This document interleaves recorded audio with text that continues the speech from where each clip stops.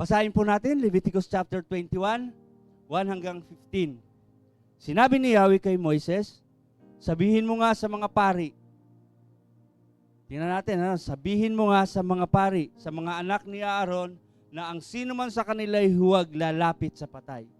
Liban na lang kung ang patay ay kanyang ama, ina, anak, kapatid na lalaki, o kapatid na dalaga na kasama niya sa bahay. So nakita natin dito yung prinsipyo pa rin ng tahor. Yung cleanliness. Dapat niyang pag-ingatan na siya'y huwag marumihan sa pamamagitan ng bangkay na kanyang kamag-anak sa asawa upang hindi malapastangan ang kanyang pagiging pari. Huwag silang magpapakalbo, magpapaputol ng balbas o maghihiwa sa sarili upang ipakita lamang na sila'y nagluluksa. Ingatan nilang malinis ang kanilang sarili sa harapan ng Diyos at huwag nilang lalapastanganin ang pangalan ng Diyos. Sila ang naghahain ng handog sa akin, kaya dapat silang maging banal. So napaka-espesyal ng calling ng saserdote. Amen po ba? Tuloy po tayo. 7, huwag silang mag-aasawa ng babaeng nagbebenta ng aliw sa mga sagradong lugar o kaya'y babaeng hiniwalayan at pinalayas ng kanilang asawa, sapagkat nakalaan sa Diyos ang mga pari. Ituring ninyong banal ang pari sapagkat siya ang naghahandog ng pagkain sa akin. Dapat siyang maging banal sapagkat akong si Yahweh ay banal, kaya't ginawa ko kayong banal. Kung ang babaeng anak ng pari ay mamuhay ng may kahalayan, nilapastangan niya ang kanyang ama, kaya dapat siyang sunugin. 10, kung ang nahirang na pinakapunong pari na binuhusan ng langis sa ulo at itinagang magsuot ng sagradong kasuotan ay namatayan ng kanyang kamag-anak, huwag niyang guguluhin ang kanyang buhok ni pupunitin ang kanyang damit bilang tanda ng pagluluksa. Hindi siya maaaring lumapit sa patay kahit ito'y kanyang ama o ina. Dapat siyang manatili sa sanktuaryo ng kanyang Diyos kapag umalis siya roon upang tingnan ang bangkay. Nilapastangan na niya ang sanktuaryo ng Diyos dahil nakalaan na siya sa Diyos. Ako si Yahweh. Isang birhen ang dapat mapangasawa ng pinakapunong pari. Hindi siya dapat mag-asawa ng balo, hiwalay sa asawa, dalagang nadungisan na ang puri o babaeng nagbibenta ng aliw. Ang dapat niyang mapangasawa isang kalahi at wala pang nakakasiping. 15, upang huwag magkaroon ng kapintasan sa harapan ng bayan ang magiging mga anak niya. Ako si Yahweh, inilaan ko siya para sa akin. Sa Leviticus chapter 22, 2, 3, 8, and 9. Sabihin mo kay Aaron at sa kanyang mga anak na dapat nilang igalang ang mga bagay na inilaan sa akin ng mga Israelita upang hindi malapastangan ang aking pangalan. Ako si Yahweh. Sabihin mong hindi makakapaglingkod pangmuli sa aking harapan ang sino man sa kanyang lahi na lalapit doon ng marumi ayon sa tuntunin. May bisa ang tuntunin ito sa buong panahon ng inyong lahi. Ako si Yahweh. Ang mga pare ay hindi maaaring kumain ng karne ng hayop na namatay o pinatay ng kapwa hayop sapagkat iyon ang makapagpaparumi sa kanila. Ako si Yahweh. Dapat sundin ng mga pare ang mga tuntuning ito, kung hindi, magkakasala sila at mamamatay. Ako si Yahweh, inilaan ko sila para sa akin. So yung binasa natin, yun yung calling ng mga pare, ng mga saserdote na naglilingkod sa tabernakulo ni Yahweh. Amen po ba? Mayroong restriction. Mayroong boundary. Yung kanilang limited lang ang dapat nilang gagawin. Lalo na in terms ng pansarili. Amen po ba? Kaya nga, hindi madali.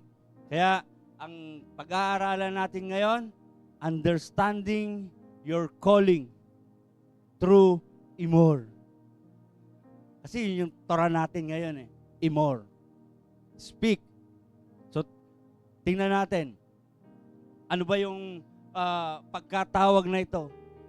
So, sabi rito, ang pagkatawag ay nahahayag sa kung ano ang nais ng Diyos na ipagawa, ideklara at ituro. Ibig sabihin, ang itinuturo, ang katotohanan, ang isinasaysay ay ang Torah. Di ba? Yan ang trabaho ng priest, ng saserdote. Ituro ang totoo, ituro ang daan. Gawin ang tama ang pagsunod sa Panginoon. So ito'y pinapakita sa pamumuhay, ang sila mismo ay halimbawaan ng isang buhay na tinawag para maglilingkod sa pinakamakapangyarihang Diyos. So hindi ito isang casual lang na pagkatawag. Ito ay isang pagkatawag na may kaakibat na accountability. Amen po ba? Hello? Mayroong accountability. May hahanapin si Abaya. Kaya nga yung paglilingkod natin, accountable tayo dyan. May hahanapin si Yahweh, si Yeshua sa buhay natin. Kaya ano man yung pagsunod natin, ano man yung paglilingkod natin, ano man yung pagkatawag natin, hinuhubog tayo nito. Sa kung paano tayo maging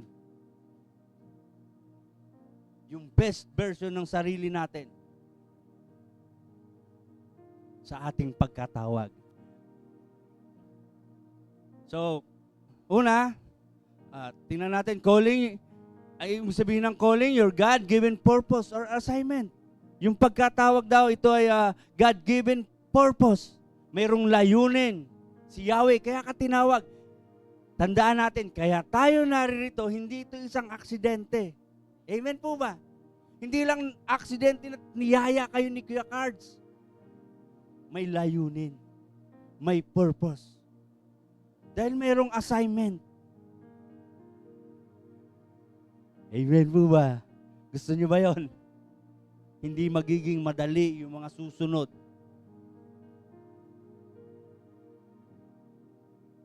Na mga mangyayari sa buhay natin. Kapag in-embrace natin yung pagtawag, kapag nagkaroon tayo ng pagpapasya, hindi na magiging katulad ng dati yung buhay natin. Amen po ba? Naniniwala po kayo doon? So, calling, ito yung appointment initiated by Yahweh. Siya yung gumawa ng paraan.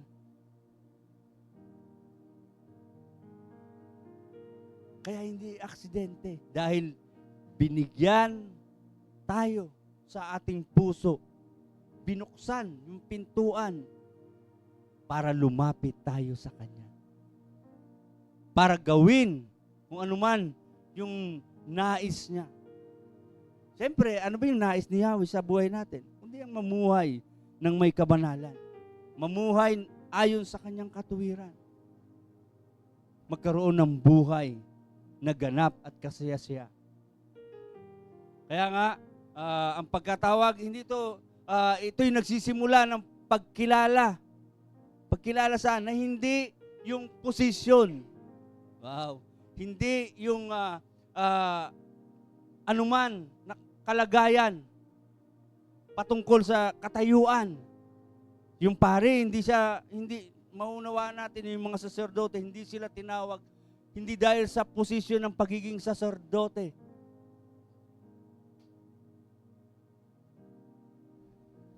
Amen po ba?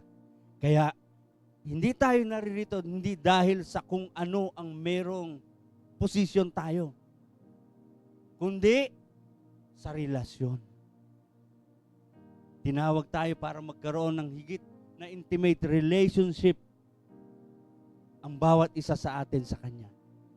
Para higit na makilala natin siya, para yung maging tagapagdala tayo ng Kanyang maging sisidlan tayo na nagdadala ng kanyang kabutihan, ng kanyang plano, magandang plano, ng kanyang mga blessing. So ang calling ay laging nagmumula sa kabanalan at sa layunin ng Diyos, hindi dahil ambisyon lang natin, uwis natin. Amen po ba? Sumusunod na lang ang mga bagay na yung desire ng puso natin. Kasi si Yahweh ang unang humipo niyan. So ang mga tinawag ay hindi lamang pinili para sa pribilehiyo, kundi tinalaga para sa paglilingkod na nagbibigay ng karangalan sa kanyang pangalan. So, ibig sabihin yung paglilingkod natin kay Yahweh, kay Yeshua HaMashiach, isa itong privilege. Amen? Parang lisensya. Ang lisensya hindi rights, privilege. Tingnan niyo po. Kung lahat rights, ang paglapit sa Diyos, bakit kukunti yung lumalapit sa Diyos? Bakit kukunti lang yung gustong sumunod sa Diyos? Amen? Ito'y pribilehiyo. Sino lang? Yun lang hinihipo ang puso. Yun lang willing. Merong kapanabikan na makapaglingkod sa Panginoon. So inuhubog ng calling kung paano tayo mamuhay, sumamba, o lumapit sa Diyos. Pag tayo tinawag, ibig sabihin dito na nagsisimula yung pag tayo nag-response, nagsisimula ng hubugin yung ating pamumuhay, yung ating pagkatao, yung ating buhay bilang mga anak ng Diyos. Dahil pag tayo'y sumunod, nagkakaroon na ng transformation. Amen po ba? Nagiging higit na mas mabuti kaysa dati. Tayo sa ating kalagayan. Bagamat sabihin natin, bakit mahirap pa rin ako? Ba't di pa rin ako yung mayaman? Amen ba? Kasi ang pagtawag sa atin ay para magkaroon tayo ng buhay na kasiya-siya. Maalwan. Hindi ibig sabihin, pag mayaman ka, maalwan. Ibig sabihin, mayroong kapayapaan. May kapanatagan. Kahit mahirap.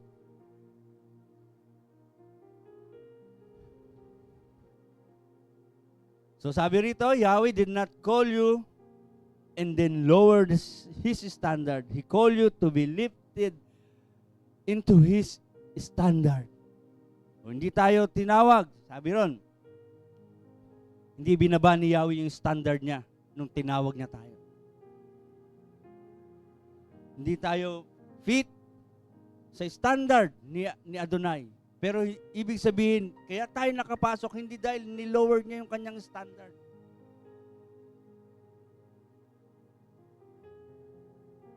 Tinaas niya lang tayo para ma-meet natin yung standard.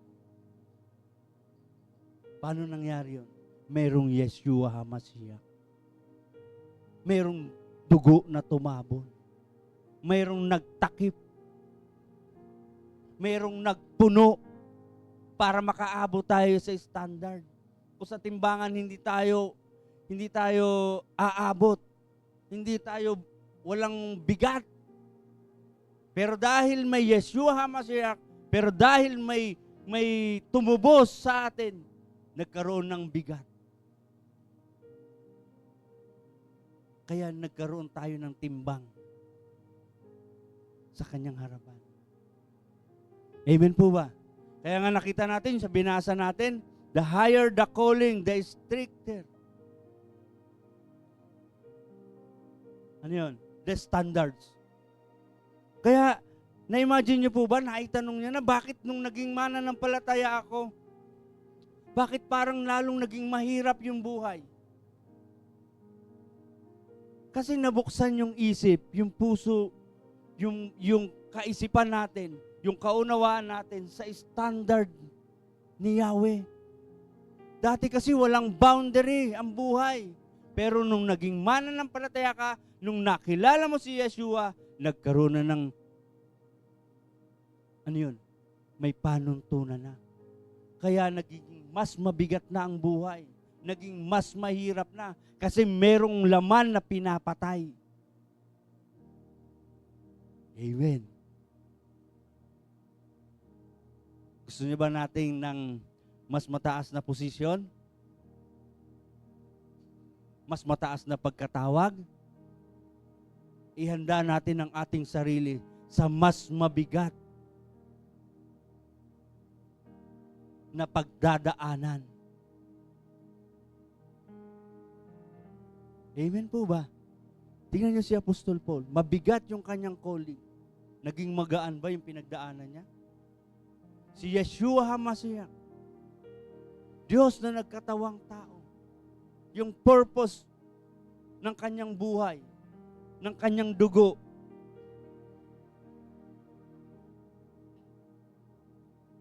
napakatindi, napakabigat.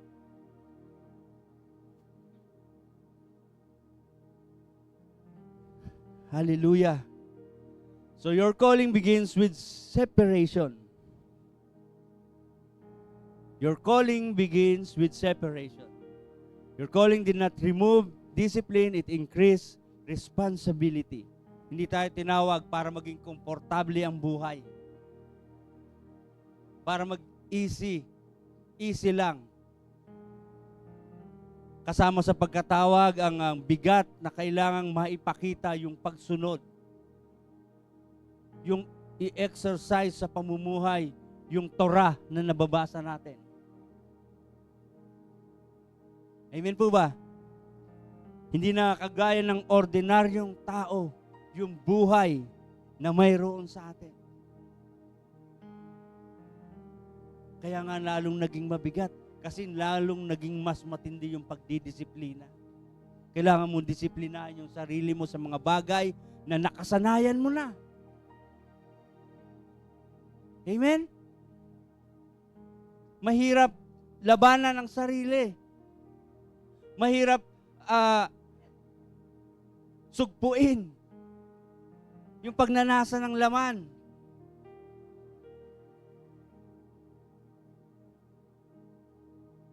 Yung mga naglalaro sa isip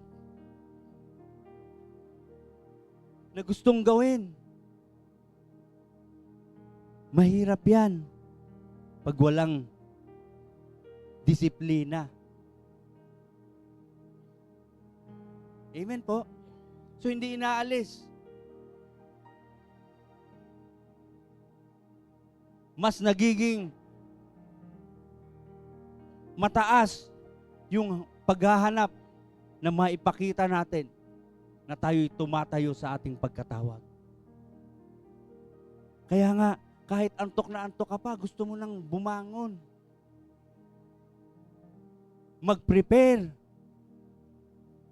Kahit puyat ka kagabi, kailangan mong gumising ng mas maaga. Amen?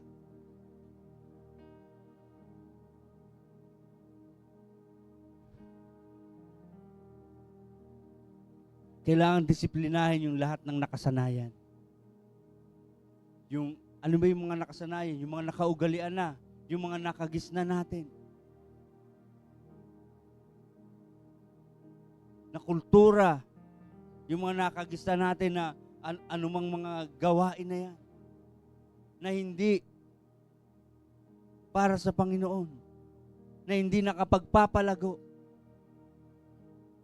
Mababago. Nagkakaroon ng pagsasaway. Amen po ba? Kasi gusto nating nagiging mas mahigpit kasi gusto nating maipakita yung ating pagmamahal, yung ating pagsunod sa kalooban ng tumawag sa atin. Siyempre, gusto nating maipakita na gusto nating malugod yung tumawag sa atin. Yung nagligtas sa ating buhay, yung magbibigay sa atin ng mahabang buhay, ang kapalit na gagawin natin. Gusto nating maging proud siya. Malugod siya. Bakit kailangan ng isang pagdidisiplina pa? Bakit kailangan ng mas matindi, mas mahigpit na pagpipigil sa sarili? Kasi hindi lang ang mga nasa paligid natin ang nakatingin. Kung ang buhay natin ibinigay na natin sa Panginoon sa paglilingkod, tinanggap natin yung tawag ng paglilingkod na yan. Tinanggap natin yung tawag ng paglapit sa Panginoon, ng pagsunod sa Kanya. Hindi lang ang mga nasa paligid mo ang nakamasid sa'yo. Hindi lang sila yung nakatingin, akala ko ba Kristiyano ka? O akala ko ba mananampalataya, mesayani ka na? Hindi lang sila yung taga-gising sa'yo, taga-audit sa'yo. Mayroong Diyos na nagmamasid. Tinitingnan. Ano ba yung progreso? Lumalago ba ang buhay, pananampalataya? Amen po ba? So your callings begin with separation. Separation was not punishment. It was protection of purpose. So hindi porket nahihirapan na tayo sa buhay, ano ba yan? Wala nang makain, ito na lang yung available.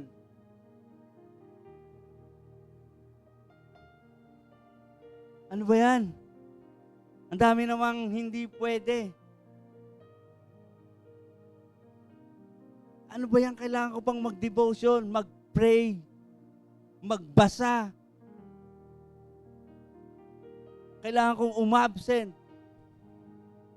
Kailangan kong magbiyahe ng malayo para lang magkaroon ng makapag-participate sa Holy Convocation. Hindi porket mahirap, challenging, hindi ito anyo ng parusa. Ito ay pagpoprotekta sa ating pagkatawag. Amen po ba? Kapag hindi kasi tayo umalis, saan? Sa Egypt ng mga buhay natin. Kapag hindi tayo umalis, sineperate yung sarili natin sa uncleanliness, sa kasalanan, paano yung calling? Paano yung pagtawag sa atin ng Panginoon? Paano tayo magpapatuloy? Paano tayo lalakad? Magiging kagaya lang tayo nung nasa Mark chapter 7. They worship me with their lips, but their heart is far from me. Sa bibig lang yung ating pangako, sa bibig lang yung ating pagsamba, sa bibig lang yung ating pagsunod. Wala sa puso. Amen po ba? Kaya nga may separation. Siniseparate na kagad, siniset apart na. Itinatalaga na ang buhay. Eto, hindi na ako dito. Dito na ako sa pagsunod sa Panginoon. Amen? Kasi may layunin si Yahweh.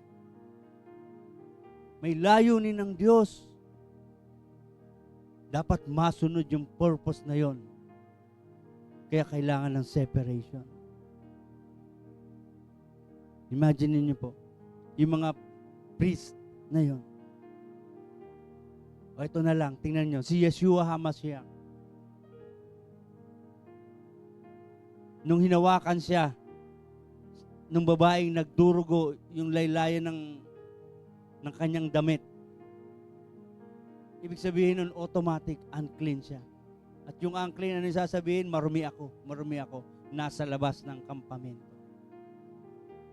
Kapag ang buhay natin laging marumi, hindi tayo humihiwalay sa kasalanan, sa karumihan, lagi tayong separated sa kaharian ng langit. Amen po? So, iniingatan yon na para maging continuous. Lagi-lagi, hindi tayo mawawala kahit isang saglit. Kaya may separation. May paalaala.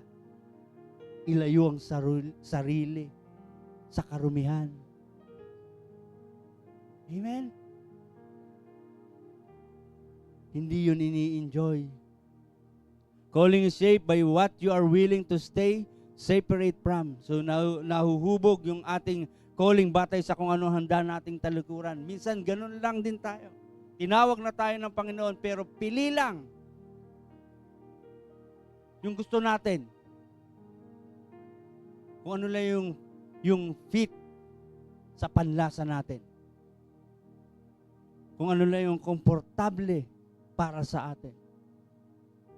Kaya hindi lumalago. Kaya hindi nahuhubog sa tamang pagkahubog, kumbaga sa baby. 25 years old na. Pero yung height, yung mukha, mature na. Amen? So hayaan natin na kung saan tayo tinawag ni Adonai, ng ating Ama, hayaan natin na hubugin ito ang ating buhay. Lumabas yung pinaka the best na version ng sarili natin. Pinakamainam na buhay ng isang mananampalataya. Sabi nga ng Leviticus chapter 20 verse 26, magpakabanal kayo sapagkat akong si Yahweh ay banal, kayo'y pinili ko sa gitna ng mga bansa upang maging akin. Amen po ba? Pinili para maging kayaw. Para kay Yahweh. So Yahweh addresses boundaries in your calling. Diba sa binasa natin, una niyang sinabi, huwag humawak sa mga patay. Huwag hayaang marumihan dahil sa mga namatay. So, una, what you may touch. Touch is naga sa Hebrew, which means to touch, to strike, to reach, to affect, to come into contact with something's influence. So, hindi lang siya isang simple. In Hebrew thought, to touch is to come under influence or to exert influence. Di ba? Yung karumihan nakakahawa. Tama? Yung uling, pag hinawakan mo, magkakaroon ka ng uling. Kaya nga, sabi ni Yahweh, when Yahweh places boundary on what you may touch, He is saying, you may not come under the influence of this or influence this within your calling. So, hindi lang siya isang simpleng paalala na wag. Amen po? Hindi maapektuhan ito yung ating pagkatawag. Sipin mo, hipuin mo yung bote ng Red Horse. Ano kasunod nun? nasa impluwensya ka ng Red Horse. Amen? Hipuin mo yung cards. Hindi si Cardo, cards. Yung cards sa sugal. Ano kasunod nun? Di ba nasa ilalim ka ng impluwensya ng pagsusugal?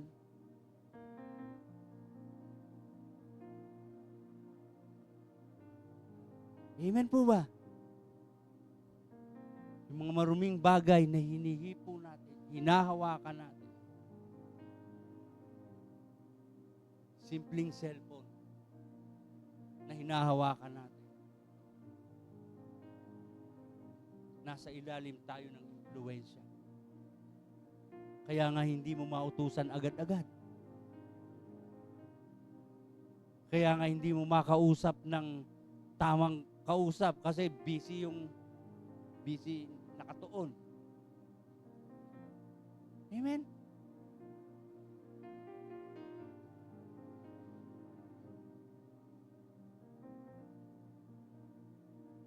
What you may touch, nakaka-impluwensya yun. Lalo na sa usapang spiritual. Amen po ba? Uy, busy kayo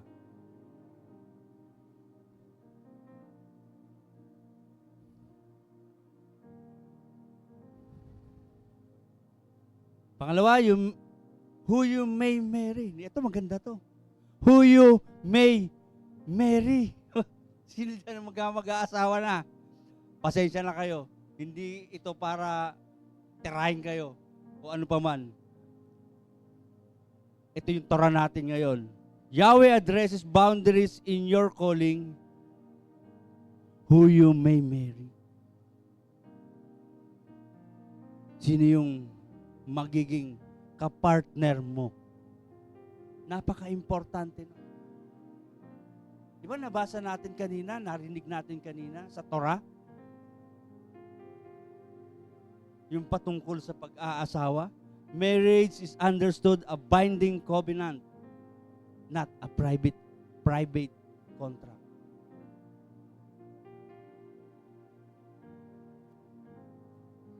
Pag ang pag-aasawa, tiningnan natin yung mahalang,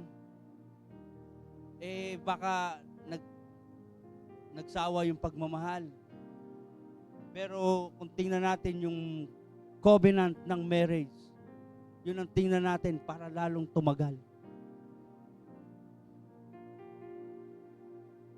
Amen po ba? Kasi who you marry will align or misalign your calling. Importante pala yun. Kaya gusto ni Abba pati yun pinangingialaman. Pinangingialaman ba? Tama ba yun, word? Hindi. Kaya pati yun ini-instruct para maging tama. Kasi part ng buhay ng isang tao yun. Part ng buhay ng kabataan. Kagaya nila, Bobby, Aaron, Josiah. Tama? Darating yung time. Mag-aasawa sila. Ngayon, napaka-importante nung magiging kapartner. Pwede kang ma-disalign or lalong lumakad sa alignment ng pagkatawag.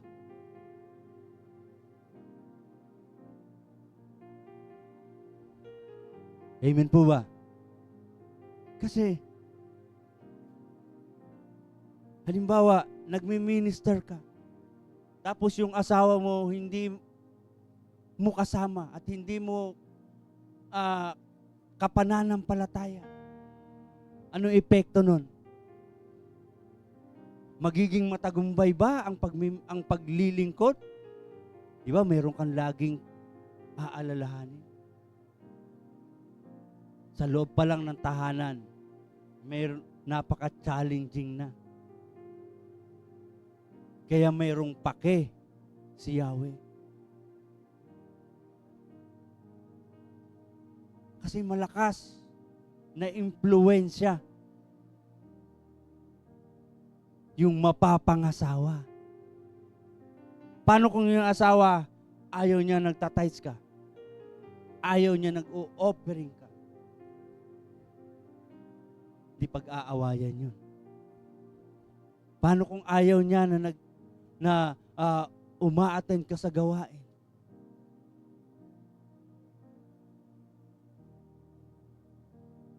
Ito na lang. Paano kung ayaw niya na hindi ka nagbababoy, naghihipon? Kung yun ang paborito niya.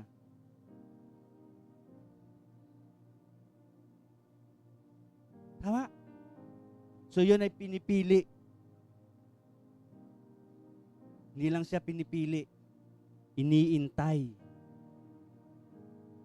Kasi si Yahweh yung magpo-provide. Sabi ng Kawikaan 30, yeah? 31. Yung mabuting asawa. Saan galing yun? Kay Yahweh. Dahil yung ganda kumukupas. Amen po ba? Yung pogi kumukupas. Nagiging kulubot din yan.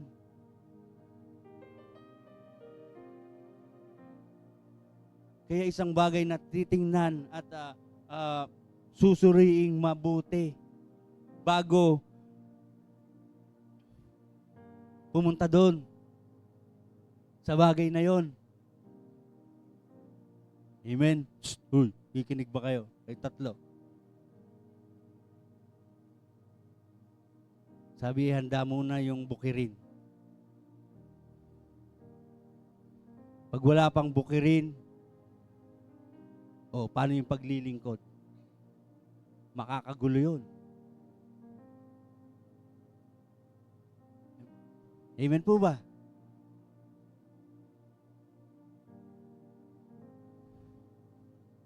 Marriage is not only love, it is leverage for destiny. Magiging kapakipakinabang din yan sa pagtupad natin sa layunin ng buhay natin, ng ating pagkatawag. Kapag yung ezer natin, hindi siya yung nakaka-azer. Amen? Katuwang. Siya yung lalatigo sa'yo pag nagtatamad-tamad ka. Siya yung gugulpi sa'yo kapag ayaw mo mag-devotion.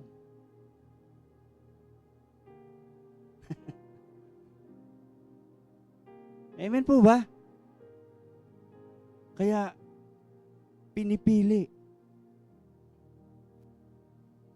Kasi, sabi nga ni Apostol Paul, meron siyang criteria para sa mga maglilingkod.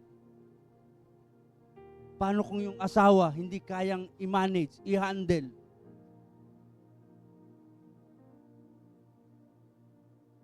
Hindi lalago. Majo-jeopardize yung plano ni Yahweh.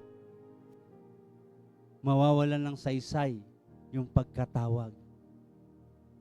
Masasayang lang pag hindi tama. Amen po ba? Kaya nga, dapat yung katuwang ay tama. The higher the calling, the narrower the marital boundaries to preserve holiness. Di ba? Binasa natin yon.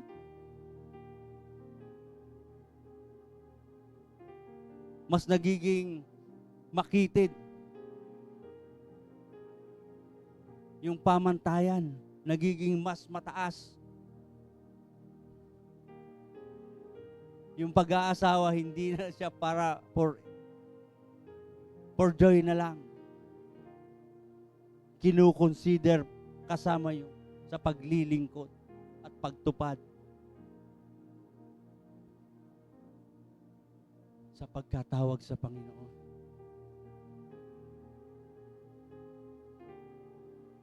Kaya nga sabi, Yahweh does not limit marriage to withhold joy but to safeguard calling.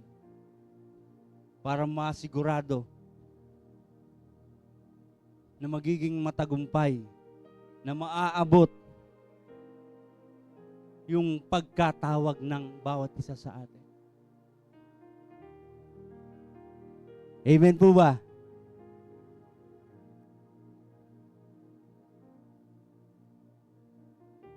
Yahweh addresses boundaries in your calling, what you may eat. So ito pinag-aralan na natin nung nakaraan. Kasi isa sa mga boundaries ng pagkatawag natin, ng paglilingkod sa Panginoon, yung pagkain, yung ating kinakain. So Scripture often links food with covenant. Di ba? Yung pagkain, lagi yan, kasama. Yung paghahandog natin, yung mga offering, dahil yun ay tanda ng mayroong covenant.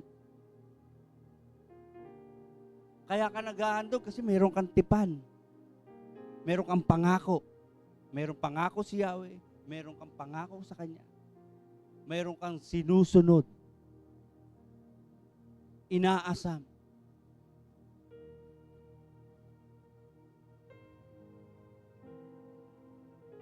Halimbawa, yung Exodus 24 verse 11, then Moses took the blood and they ate and drank in the presence of Yahweh.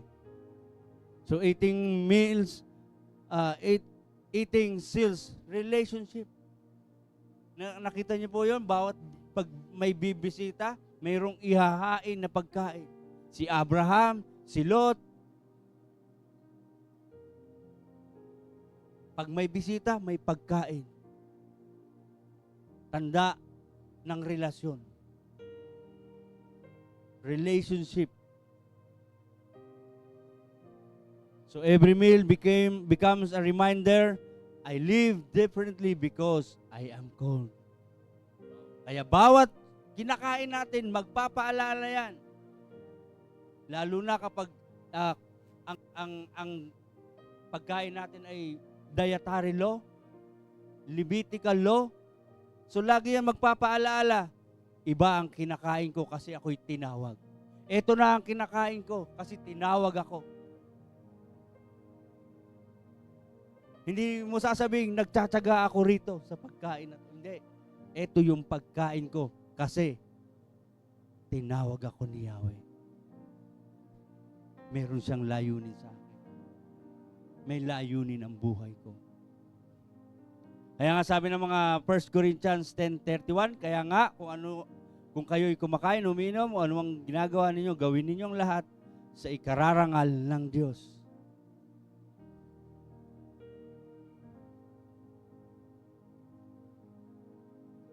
So, kung ano man yung kinakain, iniinom, ginagawa yon para sa kapurihan at karangalan ng Diyos. Kaya nga, yung boundary na yan,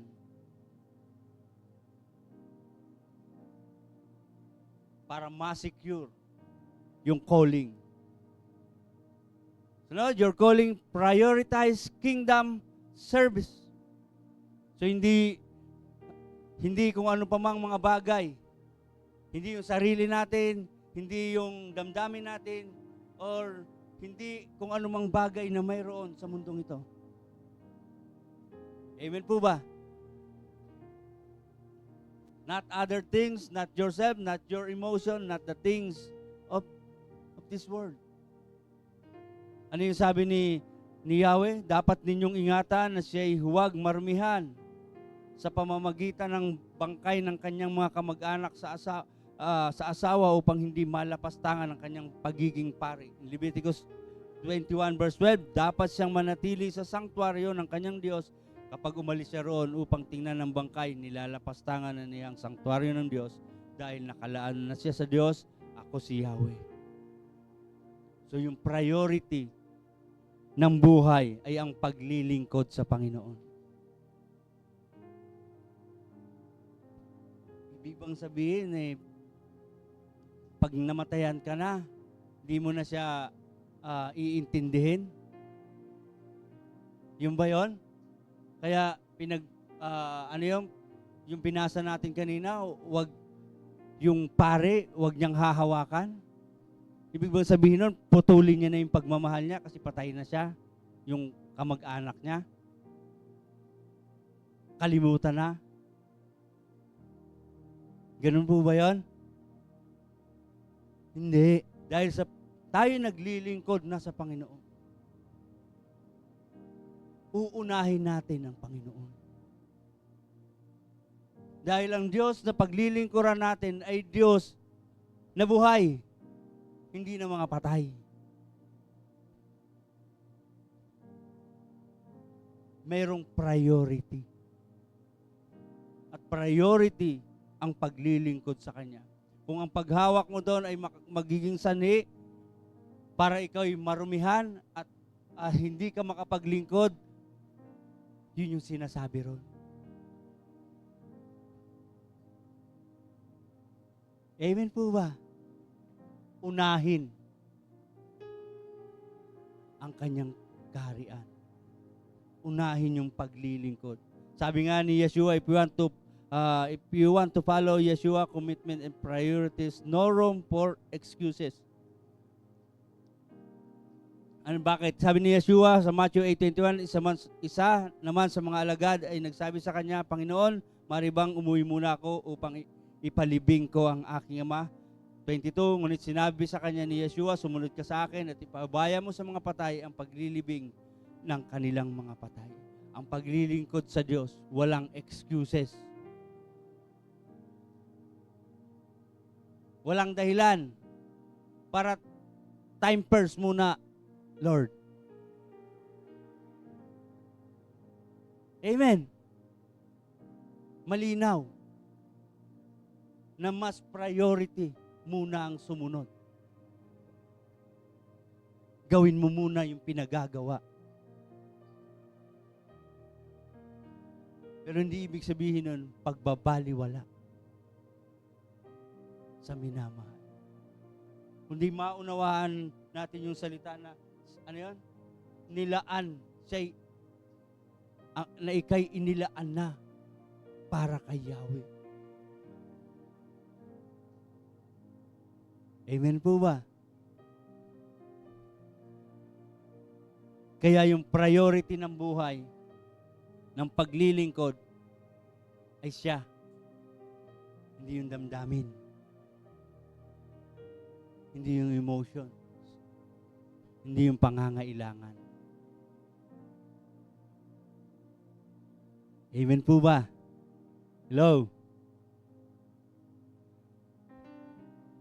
Kasi sabi ng John 15 verse 16, hindi kayo ang pumili sa akin, ako ang pumili sa inyo, hinirang ko kayo upang kayo'y humayo at magbunga at manatili ang inyong bunga. Sa gayon, ang anumang hingin ninyo sa aking pangalan, ibibigay ko sa inyo. Ibig sabihin lang, hindi tayo ang pumili para maglingkod sa Panginoon. Siya yung pumili sa atin. Dahil pinili tayo, binigyan tayo ng pribilehiyo ng paglilingkod sa Kanya. Priority. Siya. Hindi tayo. Or not the things in this world. Amen po ba? Next, your calling speak of responsibility. Leviticus chapter 22 verse 2, sabihin mo kay Aaron at sa kanyang mga anak na dapat nilang igalang ang mga bagay na inilaan sa akin ng mga Israelita hindi upang malapastangan ang aking pangalan. Ako si Yahweh. Calling involves sacred accountability. Amen po ba? So your calling speak of responsibility because being set apart means you are answerable for how you represent Yahweh. Mananagot tayo sa Panginoon. Sa ating pagkatawag sa Kanya. Paghahanapan niya tayo. Yung ministry natin, hahanapin sa atin yan. Accountable tayo dyan. Amen po ba? Kaya hindi lang basta nagtutugtog. Hindi lang basta nagigitara, nagda-drums, nagpipindot ng keyboard, nagpapaawit, tumatayo rito para magsalita ng mensahe ng Panginoon. Hindi siya isang simpleng bagay na gawain. Meron siyang accountability. Amen po ba? Kailangan ginagawa natin yan ng may intensyon. Ano yung intensyon? Mapapurihan ang Panginoon. Hindi lang siya para ma-accomplish yung task. Hindi dahil lang siya, ito yung gawain ko. Ito yung inaatang sa akin. Tama? Tama po? Kapag sablay, yung ginagawa natin, at may natisod, may nakakita, may mahinang kaluluwa pa na natisod, accountable tayo ron. Amen po ba? Naging sanhi tayo ng katitisuran.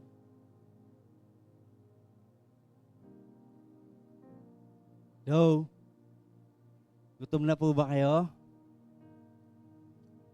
So your calling obligates you to handle God's instruction, worship, and assignment with reverence, not casually or carelessly. Kaya iniingatan natin ang ating paglilingkod. Iniingatan natin na hindi tayo makakasakit, makakapagpalayo ng isang kaluluwa. Iniingatan natin na ang ating paglilingkod, hindi yung sarili natin ang naitataas. Hindi tayo yung magaling. Amen po ba? Hindi ito yung, kayawi naman to okay lang naman, maunawain naman siya. Sa Diyos naman to mahabagi naman siya.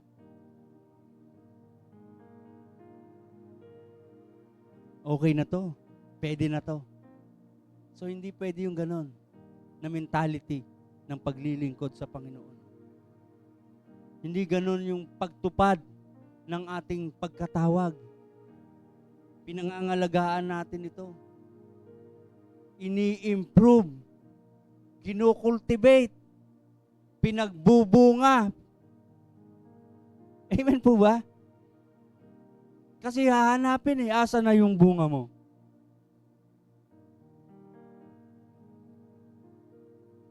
Amen po. Pakit ka lang ng pakit habang nagtutugtog ka. Tutugtog ka lang para pogi. Amen? Hahanapin yung bunga. Naalala niyo yung fig tree na sinilungan ni Yeshua? Wala siyang makitang bunga. Anong nangyari? Natuyo. Kaya kailangang ingatan yung ating pagkatawag. Obligahin natin yung ating sarili na i-improve pa, lalo pang palalimin, pag-igihin, lalo pa nating palalimin yung ating pagsisikap na makasunod sa Kanya. Wala tayong dahilan. Nandyan yung Torah, nandyan yung salita ng Panginoon na magbibigay sa atin ng kalakasan. Nandyan yung Holy Spirit na mag-i-empower sa atin para magawa natin at mangyari yung kalooban ng Diyos sa buhay natin. Amen po. So your calling speak of responsibility because your conduct reflects on God Himself, not just you. Makikita. Mag-i-illuminate yung image ni Yahweh. Yung mag-i-illuminate yung kaliwanagan ng Panginoon habang tayo'y gumagawa habang sinusunod natin yung kung ano man yung pinagagawa sa atin. Sunod, your calling is to honor Yahweh. Di po ba isa sa mga dahilan bakit merong priest? Para i-honor si Yahweh. Merong maglilit. Merong maggagabay. May magsasabi ng dapat gawin. Magsasabi ng instruction ni Yahweh.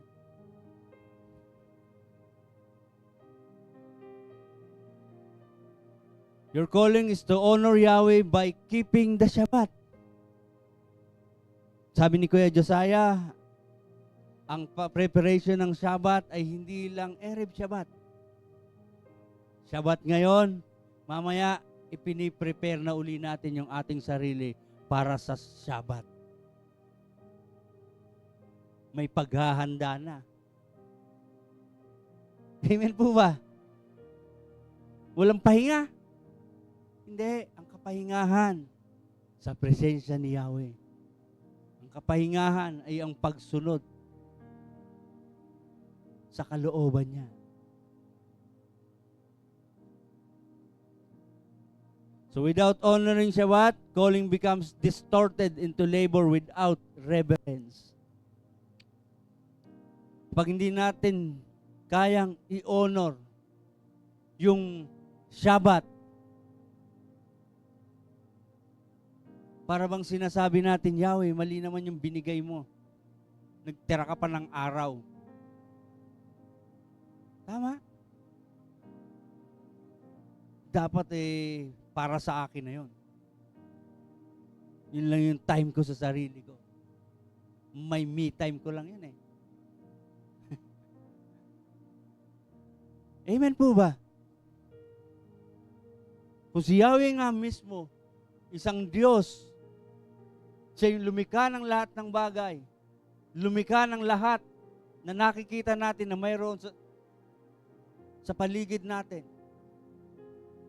Mismong tayo, nilikha niya sa ikapitong araw na mahinga siya. He sanctified the day Shabbat. So pagpapakita ng paggalang natin, ng pag-honor natin sa Kanya,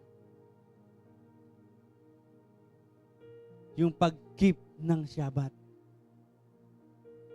At ang Shabbat, nagsisimula siya from sundown ng Friday, ng ika-6 na araw. Magtatapos siya ng sundown ng ika-7 araw.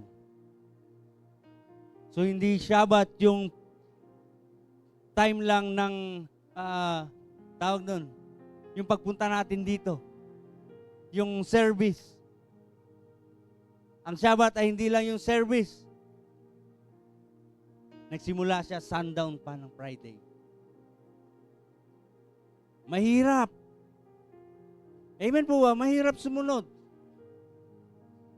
Mahirap i-keep ang Shabbat. Mahirap i-honor. Kasi nga, nasa mundo tayo na kung saan hindi ito yung sistema, iba.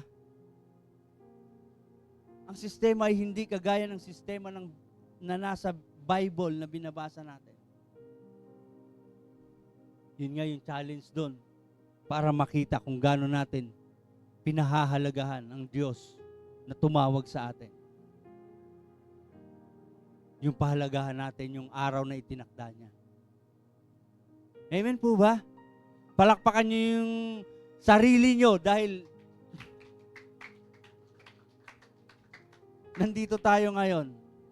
Amen po ba? Isang palakpak pa para sa mga naantok. Praise Yah. Your calling is to honor Yahweh by keeping His appointed festival.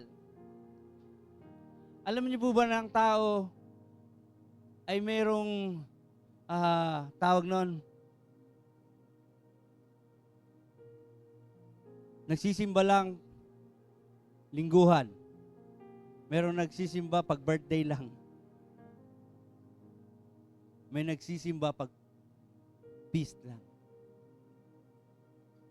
Tama? Normal na buhay sa sanlibutan. Magsisimba pag birthday. Pag may okasyon. Pag piyesta. Pero sabi ni Abaya, sumung i-honor siya, keep his appointed festival. Keep his muidim.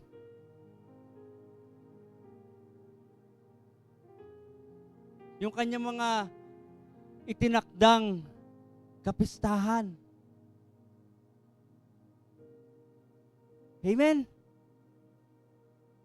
Keeping the festivals is responding to Yahweh's invitation to meet Him when He has appointed. Di ba yung paghahandog, ibig sabihin niya ay to draw near. Binibigyan tayo ng pagkakataon para makalapit. So lahat ng appointed festival ay may paghahandog para tayo makalapit.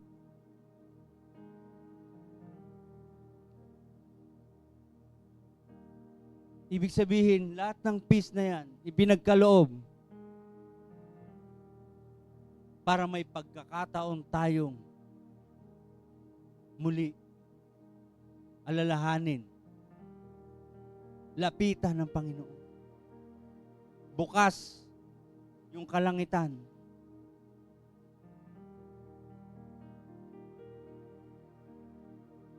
Walang pinipili. Minsan kahit sa peace ni Yahweh, ayaw natin ng atonement. Walang handa doon eh. Isipin mo, pista, walang handa. Tama? Fasting. Kasi ikaw yung handa doon. Inihahanda mo yung sarili mo na maging karapat-dapat sa Panginoon. Holy and acceptable. Prepare mo yung sarili mo. Naglilinis. Amen po ba?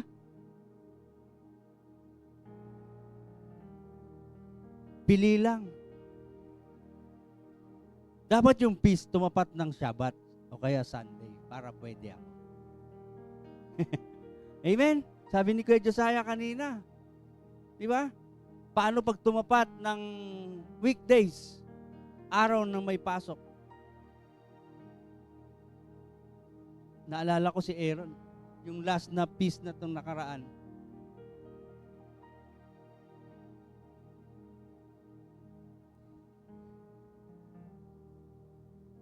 Hindi pa siya nakapag-exam. Mamimili siya. Attend siya ng feast o mag-e-exam. Sorry. Hindi siya pwedeng magdesisyon ng sarili niya. Kasi nasa bahay pa siya. Kaya ako nag-decide, hindi. Magpipist ka. Alam niyo po kung ano yung mabuting bagay? Sabi ng teacher niya, okay, pasado ka naman ng first, second, third. Bawasan na lang natin yung fourth. Pasado ka pa rin. See? Pag inuna natin ang Panginoon, hindi tayo lugi. Hindi ka bawasan. Yung grades, numbers lang yan. Pride. Sa tao. Mga bagay na ipagmamalaki natin. Pero mas magandang ipagmalaki natin yung pagsunod natin sa Panginoon. Hindi yung numbers, kundi yung buhay. Kasi ang mas mahalaga naman talaga, yung performance natin sa buhay. Hindi tayo Tawag nun, mamanipulahin ng numbers. Hindi tayo yung magmamanipula ng numbers para sa ating buhay. Amen po? Your calling is to honor Yahweh by guarding the covenant. Your calling honors Yahweh by taking responsibility to the covenant, not treating it casually, selectively, or culturally, but living it intentionally. Mga covenant keep guardian. Amen po ba? Iniingatan natin sa ating puso yung tipan. Hindi natin hinahayaan na ang tipan na yan ay masalangsang, malis prioritize ng buhay natin. Tama ba yun? To guard the covenant is to refuse compromise. Wow. Kapag yung pagsunod natin sa Panginoon, yung pagsunod natin sa Kanya ay makukompromise ng ano pa mang bagay at pag hinayaan natin yon, ibig sabihin, hindi tayo mga guardians of the covenant. Hindi tayo mabuting tagapag-ingat ng tipan. Tama po? We uphold Yahweh's boundary.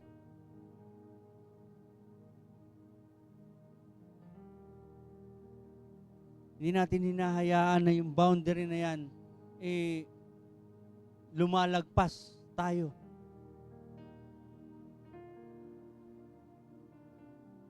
Nakita niyo yung sa huli, yung sa chapter 24 ng Leviticus?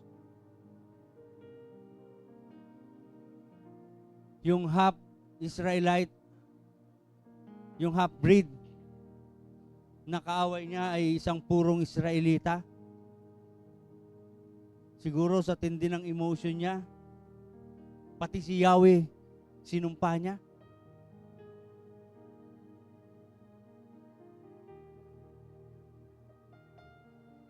Ano yung ginawa? Nung mga nakarinig, hindi nila hinayaan na ang bagay na ginawa niya ay mapapalagpas.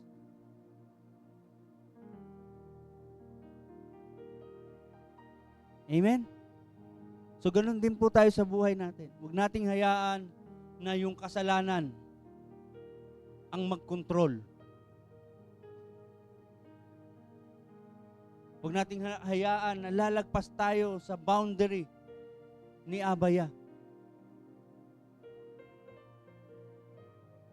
Nakukompromise yung ating pananampalataya. So transmit faithfulness to future generation. Di po ba? Na ang tayo mananampalataya, yung susunod na henerasyon, hinuhubog na natin sila. Kaya nga may Erev Shabbat. Para yung mga anak, paulit-ulit nilang maririnig, paulit-ulit nilang nakikita yung ginagawa natin. At sila rin mismo. Pag sila na rin yung magulang, may tatay na rin sila, nanay na rin sila, sila na rin ang gagawa. Kasi naipapasa na natin. Naipapakita na natin yung pagsunod at naihahawa na natin yun. Amen po ba? Kaya nga dapat consistent. Importante yung consistent na pagsunod. Consistent ng pagkikip. Halimbawa ng Shabbat, ng Erev Shabbat. Kasi pag pwede ngayon, bukas hindi, pabago-bago tayo ng schedule, yung mga bata, madaling maka-ano yan. Amen po ba? Tutulugan ka niyan. Pwede pala. Pwede pala matulog. Sa susunod, iba namang gagawin yan. Hindi mami-maintain. Walang tamang pagpapasa. ng karunungan, ng pagpapractice ng Torah. Amen? Kaya dapat tayo mismo sa sarili natin, covenant keeper tayo. Tayo mismo, binabantayan natin yung ating sarili na dapat nasa tamang pagsunod tayo. Hindi tayo lumalayo. Para maipasa natin, ma-share natin, maihawa natin. Kahit sa hindi pa natin nanampalatayang mga kaanak. Amen po ba? Sige, pwede nang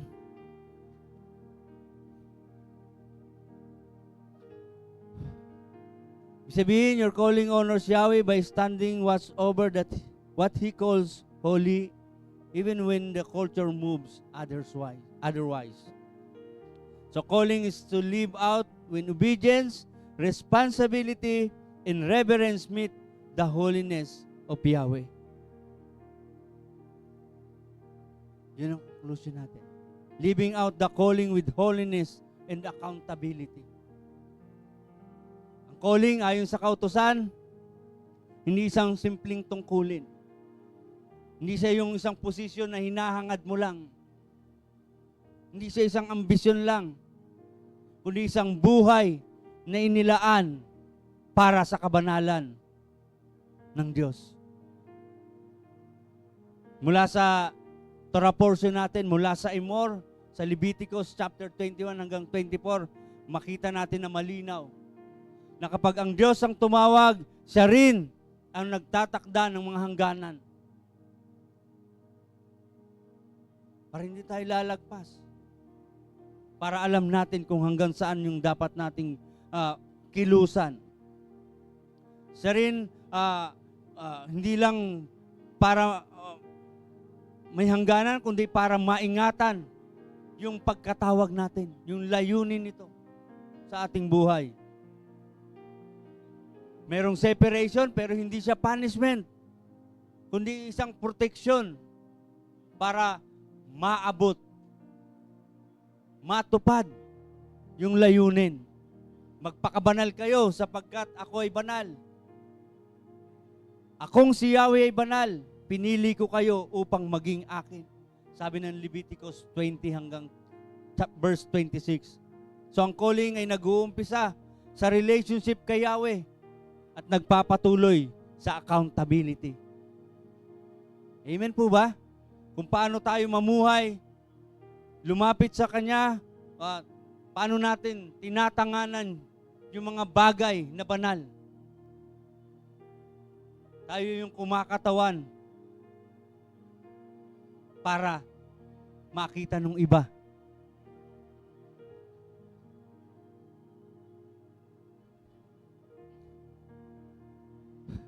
Kaya nga mas mataas yung standard yung ng pagkatawag para sa mas malinaw at mas mahigpit na pamantayan. Kasi nga hindi para maipagtanggol ang kabanalan.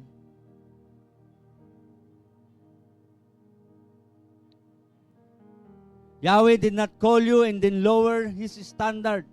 He called you to be lifted into His standard. Tinuruan tayo para magkaroon ng konkretong matibay na pundasyon sa ating isipan na ating pagkatawag ay banal. Magkaroon tayo ng matibay na impluwensya. Maihawa natin ang pananampalataya na yan. Yung pagtupad natin sa ating pagkatawag, makita yan na mayroon tayong malinaw na hinaharap. Maibigay natin mula sa ating pamumuhay ang pinakamainam na paglilingkod sa Panginoon. Kahit sa pamamagitan ng ating pagkain, ng ating mga pinipili. Amen po ba? Shabbat shalom po sa ating lahat.